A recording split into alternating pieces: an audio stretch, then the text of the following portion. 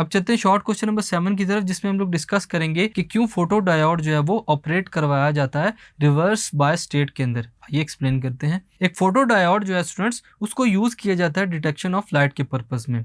इसको ऑपरेट करवाया जाएगा इस कंडीशन के लिए रिवर्स्ड बायस्ड फॉर्म में।